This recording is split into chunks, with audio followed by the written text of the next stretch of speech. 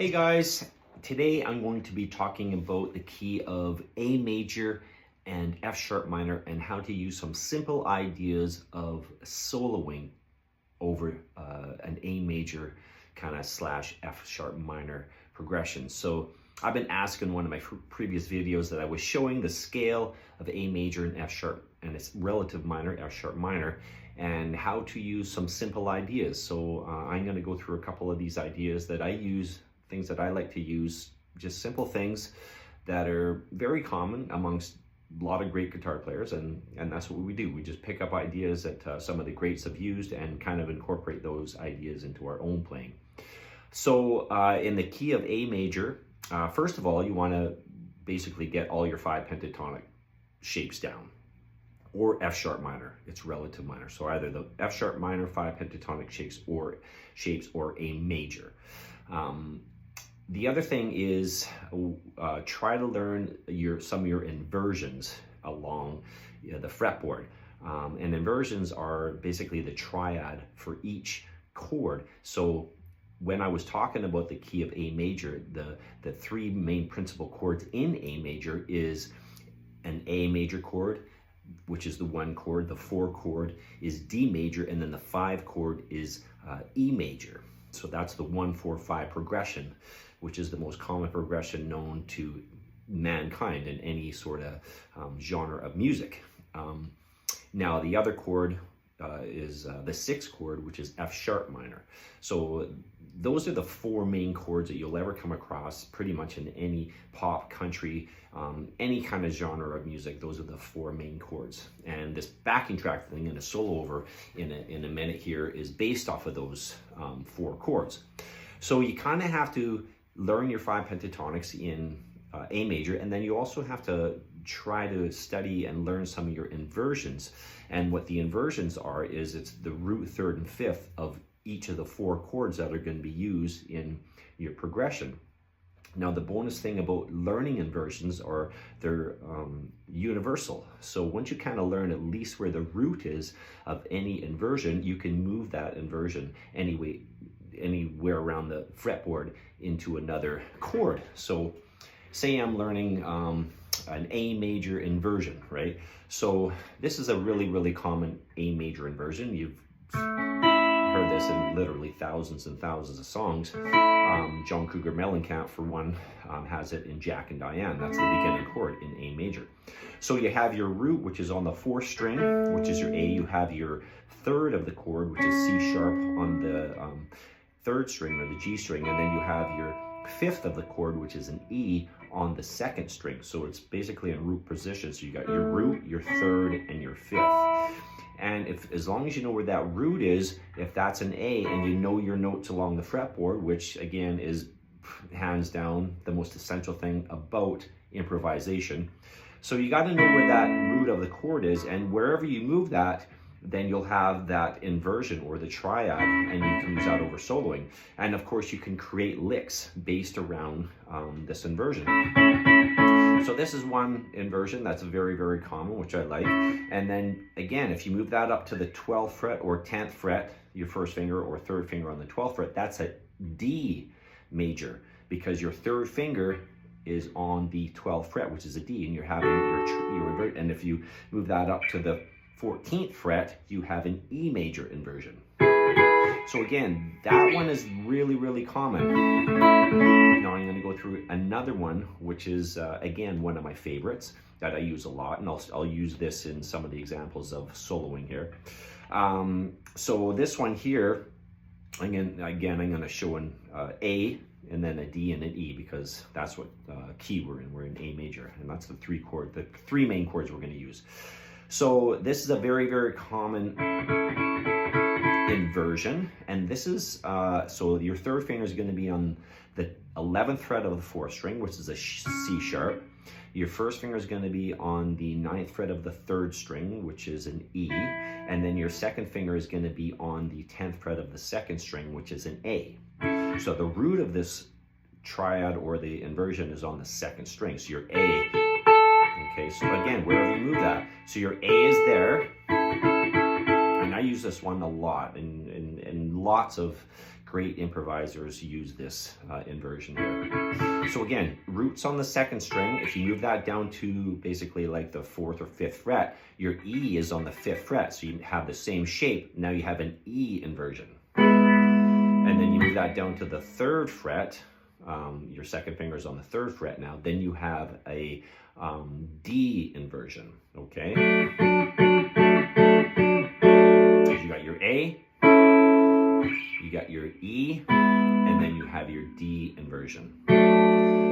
Okay, so those are a couple inversions, and I'm just going to use those ones for now for this simple improvisation thing.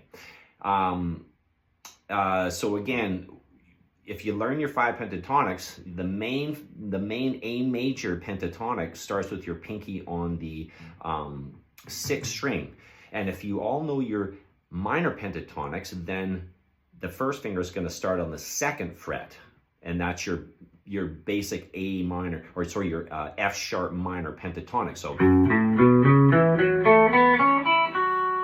and then if you start with your pinky on the 5th fret, play that exact same shape, you're going to have an A major pentatonic.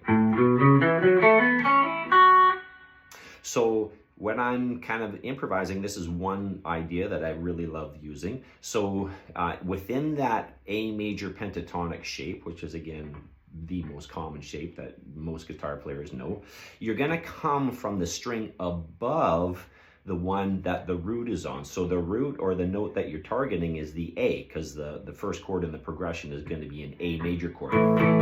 So you're going to target the A, which is on the 3rd string, 2nd fret, and you're going to come above that, staying within that pentatonic shape, and you're going to do a hammer on from the 2nd to the 4th fret, and then target that A. Okay, so very common. I got that from Joe Satriani, and I mean, just tons of great guitar players. They use this kind of idea quite a bit, right? So you're targeting the A, you're coming from the string above, 2 notes, and then you land on that. Now, when you're soloing in major, you always slide from the 2nd to the 3rd of the chord or the scale. So if you're on an A chord, the root note is going to be an A. Your 2nd of the chord is going to be a B, and then your 3rd, which we've discussed already, and the triad is going to be a C sharp. Excuse me. So you're going to slide from that B to the C sharp, and then your E of the 5th of the chord is going to be on the 2nd string, 5th fret. So that's a cool idea to kind of, you know, if you're over an A chord, right?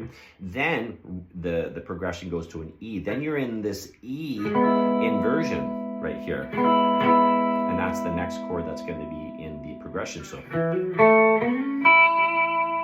then you can do all kinds of things with this E chord. Okay.